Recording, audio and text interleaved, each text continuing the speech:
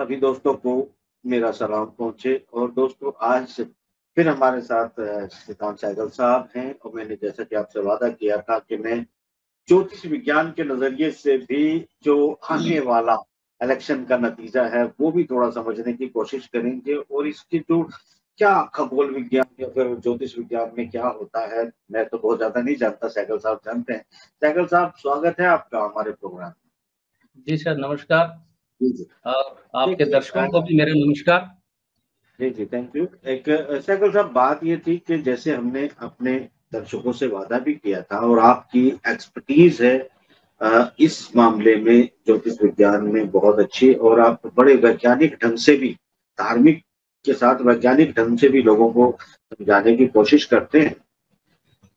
क्या इस चुनाव में आप देख क्या रहे हैं और जो देख रहे हैं वो आखिर क्यों देख रहे हैं? क्या प्रभाव क्या क्या देख रहे हैं? सर, एज पर एस्ट्रोलॉजी सूर्य जी, सत्ता का, राजा का और एडमिनिस्ट्रेशन का कारक होता है जी। और सूर्य विशेष करके शासक का कारक होता है, राजा का कारक होता है। तो सूर्य जब भी राहु के साथ कंप्रोमाइज कर जाता है उस साल सत्ता में परिवर्तन होता है। ये 1977 के बाद से अब तक के डाटा में मैंने चेक किया है, जब जब लोकसभा चुनाव हुआ है तब तब उस वर्ष यानी सूर्य जब उच्च का होता है अप्रैल 15 से मई 15 के बीच में, इस वर्ष सूर्य या तो राहु के द्वारा दृष्ट हुआ है या शनि के द्वारा दृष्ट हुआ है। उस वर्ष सत्ता पलट गई है केंद्र की। और तथ्यों के साथ मैंने ये तथ्य वीडियो अपने चैनल पे बनाया भी है, बताया भी है कि 2004 में जब सत्ता बदली थी, साइनिंग इंडिया का बहुत शोर था, सबको लग रहा था कि वाजपेयी जी वापस आ जाएंगे। लेकिन 2004 में सूर्य राहु द्वारा दृष्ट था, यानी सूर्य राहु के साथ कंजक्टेड था, यानी एक साथ था। अच्छा। 2004 में सत्ता पलट गई, वाजपेयी जी चले गए। 2009 में सूर्य जब उच्च का हुआ 15 अप्रैल से 15 मई के बीच में, ना शनि की दृष्टि थी ना राहु की दृष्टि थी, कांग्रेस रिपीट कर गई। कांग्रेस रिपीट किया था, तो मतलब ये सिचुएशन नहीं थी। नहीं, 2009 में कांग्रेस रिपीट कर गई थी। जितने भी दर्शक जो सुन रहे हैं मेरी इस बात को ध्यान से सुनिएगा, समझिएगा। जो रिसर्च ओरिएंटेड माइंड के एस्ट्रोलॉजर हैं, जो ज्योतिष पे विश्वास करते हैं, प्यार करते हैं, वो मेरे इस तथ्य को जांच सकते हैं कि 2004 में जब सत्ता बदली थी, सूर्य राहु के द्वारा कंप्रोमाइज था। 2009 में सूर्य पर ना राहु की दृष्टि थी ना शनि की दृष्टि थी। 2014 में अगेन जब सत्ता बदली, उस वर्ष सूर्य के ऊपर शनि की भी दृष्टि थी, राहु की भी दृष्टि थी और सूर्य केतु के साथ कनेक्टेड था। 2014 में बड़ा जबरदस्त परिवर्तन हुआ था। मतलब अगेन परिवर्तन हुआ, वो तो हुआ। 2014 में सत्ता बदल गई। जब मोदी जी दोबारा रिपीट किए तब की स्थिति क्या थी? तब की स्थिति फिर वही थी जो स्थिति 2009 में बनी थी। यही तो मजेदार तथ्य मैं बता रहा हूं आपको। अच्छा अच्छा। 2009 में जो स्थिति बनी थी, यानी 2009 में सूर्य पर राहु की दृष्टि नहीं थी, शनि की दृष्टि नहीं थी, सूर्य के साथ राहु का कोई संबंध नहीं था। 9 में जैसे नहीं था, 2019 में भी यह संबंध नहीं बना था। 2019 में भी मोदी सरकार या बीजेपी सरकार रिपीट कर गई, ठीक उसी तरह जिस तरह 2009 में कांग्रेस सरकार रिपीट कर गई। मतलब आपका कहने का मतलब यह है कि आपके जो गणित है, आपके जो कैलकुलेशन या ज्योतिष विज्ञान कह रहा है, वो इशारा कर रहा है या गारंटी दे रहा है सत्ता परिवर्तन? तो इशारा कर रहा है कि गारंटी दे रहा है, ये बताएं। इशारा कर रहा है सर। ज्योतिष के तौर पे गारंटी तो नहीं दी जा सकती। गारंटी दोनों तरफ देना थोड़ा मुश्किल है, क्योंकि ज्योतिष में एक देश काल पात्र नाम की चीज होती है, यानी देश काल पात्र। काल 2004 का जो काल था, 2024 में वो काल नहीं है। 2004 में स्मार्टफोन नहीं था, 24 में है। 2004 में इंटरनेट इतने भयावह रूप में नहीं था, अच्छा या बुरा किसी भी दृष्टि से। 2024 में वो है। तो देश काल परिस्थितियों की स्थिति भी काम करती है, लेकिन ये स्ट्रॉन्ग इंडिकेशन है astrologically, as per astrology, as per my calculation, 2024 में सत्ता परिवर्तन के योग दिखते हैं।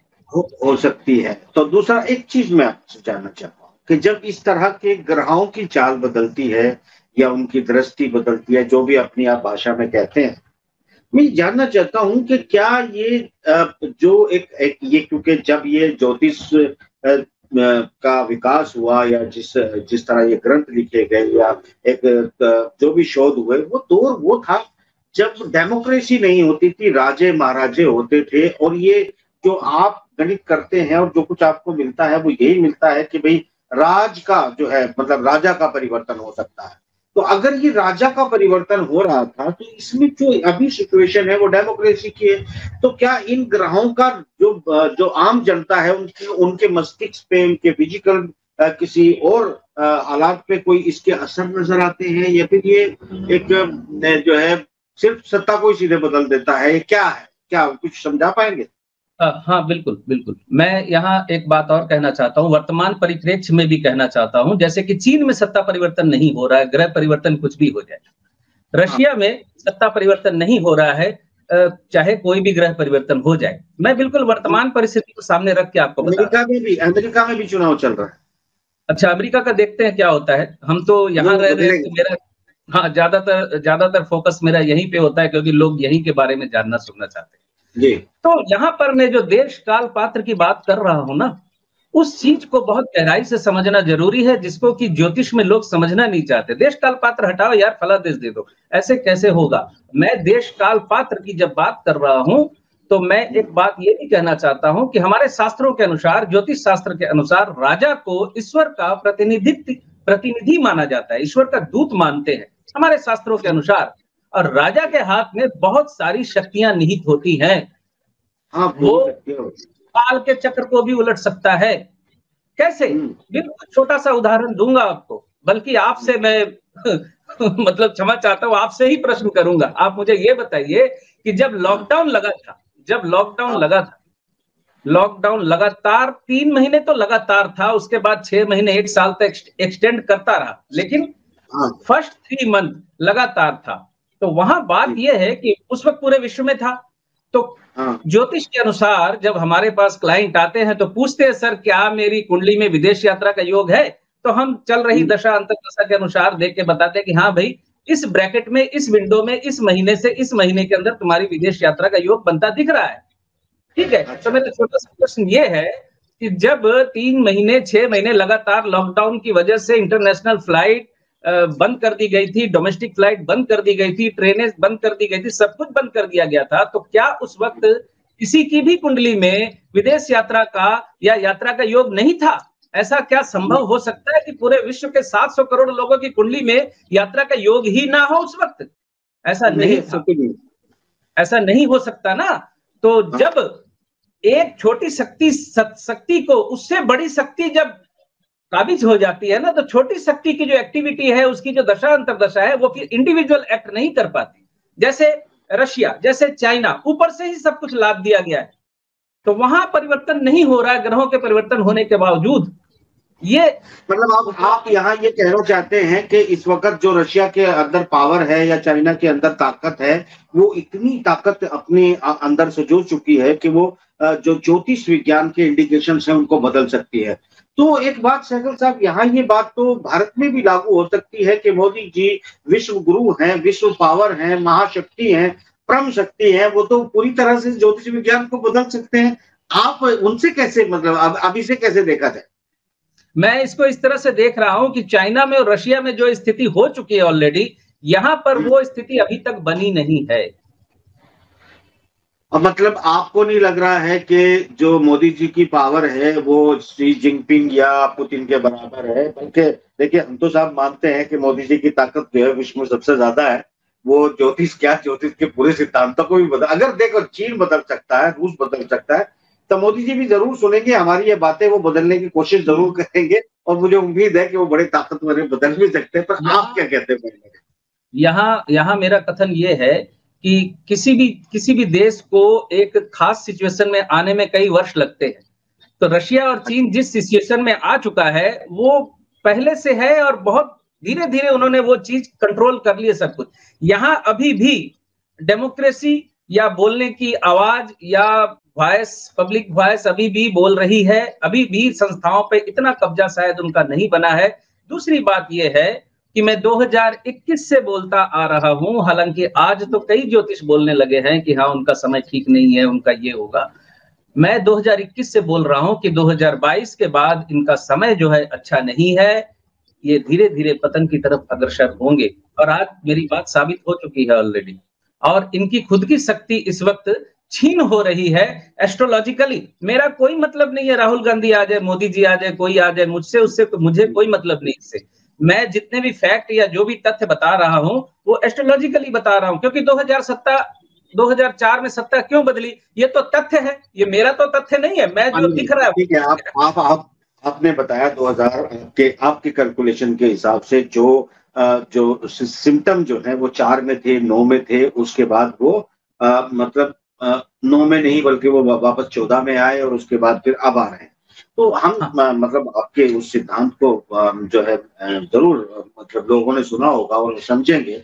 आपने जो मुख्य बात कही है वो ये है कि अगर एस्ट्रोलॉजी में प्लेनेट भी अगर अपना कुछ इशारा या इंडिकेशन या प्रभाव डाल रहे हैं तो कई बार राजा चूंकि गॉड का प्रतिनिधित्व करता है और वो उसके हाथ में बहुत कुछ होता है, तो बहुत कुछ चीजों को बदल भी सकता है, क्योंकि उसको बहुत सारी शक्तियां इंडिविजुअली दी जाती है अकॉर्डिंग टू यू और योर ग्रंथ। बिल्कुल, और अकॉर्डिंग टू लॉ सारी शक्तियां उनके हाथ में है ही, होती ही है। इससे बड़ा उदाहरण मैं समझता हूं ईश्वर के द्वारा दिया गया उदाहरण मेरे पास आज आ गया है, जो कि आज से 4 साल पहले मेरे पास नहीं था, जो मैं दे रहा हूं कि लॉकडाउन के वक्त जब सब कुछ बंद कर दिया गया, सब कुछ बंद हो गया, तो आपकी कुंडली में योग होते हुए भी आप घर से बाहर नहीं जा रहे थे, आप इंटरनेशनल ट्रेवल नहीं कर पा रहे थे। ऐसा बिल्कुल आपका उदाहरण ठीक था। मैं दर्शकों से एक बात कहना चाहूंगा अपने अंदाज से, और सहगल साहब ने बड़ा अच्छे से अपनी बात को समझाया, शायद उसमें साइंटिफिक लॉजिक और सारी चीजों को, तर्क को भी शामिल किया। और एक तर्क जो है हम भी मानते हैं, खासतौर से अगर मैं कहूँ, अभी तो मैं सिर्फ एक जर्नलिस्ट बात कर रहा हूँ, अगर मैं मुस्लिम मत को भी देखता हूँ, इस्लामिक मत को भी देखता हूँ, तो वहां पर जो ज्योतिष विज्ञान है उसकी पाबंदी या मना क्यों होता है, जबकि बहुत सारे वलियों ने बहुत सारी चीजों में पेशन गोइयां, जिन्हें जो बेसिकली भविष्यवाणी कहते हैं हिंदी में, वो भविष्यवाणी की गई है, और भविष्यवाणियों पर यकीन क्यों नहीं करते। तो मैं आज 2 चीज सहगल साहब आपके साथ मैच करने की कोशिश करता हूँ। उसका कारण ये होता है कि जो भी आपके हाथों की लकीरों में या आपके सिम्टम में या आपके प्लेनेट पैदा होने की जगहों में जो कुछ नेचुरल एक सिस्टम, जो कुदरत ये कहता है कि मैंने दुनिया के हर चीज को एक निश्चित चक्र में बांध दिया है और वो चक्र चल रहा है। मगर एक चीज इसमें होती है कि अगर क्यों नहीं किया जाता, वो चक्र तो चल रहा है, मगर होता क्या है कि अगर एक इंसान कहीं पर कोई मजबूर बैठा है और आज उसे सपोज 1 लाख रुपए की जरूरत है और 1 लाख रुपए मुझे अपनी जेब से पे करने हैं, उसको मैं देने के लिए जा रहा हूं किसी और को जिससे मैंने वादा किया है। अब वो सिम्टम और तकदीर के हिसाब से वो जा रहा हूं देने के लिए, मगर ऊपर वाले से, ईश्वर से, अल्लाह से उसने प्रार्थना की, भाई एक भला जगह से अगर मुझे 1 लाख दे दे तो मेरा काम चल जाएगा, और ऊपर वाले ने उसको सुन लिया, और मैंने जाते जाते मेरे मन में आया, नहीं उसको आज नहीं देता, मैं इसको दे देता हूँ। तो यानी ऊपर वाले ने सुना और मैंने उसको वो पे कर दिया, तो ये पूरी की पूरी चेन जो है वो टूट गई, जिसमें से जिसे मुझे 1 लाख तकदीर के हिसाब से देने थे वो उसको मैं दे नहीं पाया, उसने तकदीर के हिसाब से आगे जो डिस्ट्रीब्यूशन करना था वो नहीं कर पाया, उससे जिसको जो कुछ करना था वो नहीं, पूरा का पूरा चेन ब्रेक हो गया। तो इस तरह की संभावनाएं अगर हो सकती हैं, तो इसीलिए ज्योतिष विज्ञान को इस्लाम में मना किया गया है कि संभावनाएं होती हैं, भविष्यवाणियां की गई है, भविष्यवाणियां होती हैं, मगर इस पर भरोसा इसीलिए नहीं करते, जो आप पहली बात जो है इस बात को तस्लीम कर रहे हैं कि कभी कभी सिम्टम ऐसे हो सकते हैं कि भले ही प्लेनेट कुछ भी कहते हो, हालात कुछ भी बदल सकते हैं। आपने अपना कीमती समय दिया, आपने बहुत अच्छे से समझाया। ज्योतिष विज्ञान पर गूढ़ रहस्यों पर हम जरूर आपके साथ, आज हम भविष्यवाणी कर रहे हैं, कल हम वक्त मिलेगा तो डिबेट करेंगे। तो अभी दर्शकों के ऊपर छोड़ देते हैं कि वो इस बात को कैसे लेते हैं, और आपसे भी और दर्शकों से भी विदा लेते हैं। बहुत बहुत धन्यवाद।